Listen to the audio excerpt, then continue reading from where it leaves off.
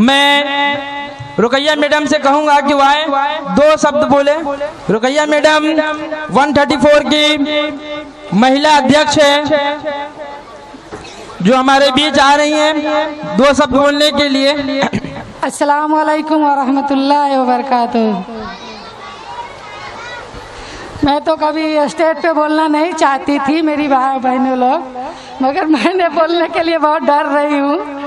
क्या करूँ, ज़बरदस्ती अब्दुल रहमान ने मुझे माइक रखा दिया, क्या बोलूँ मैं।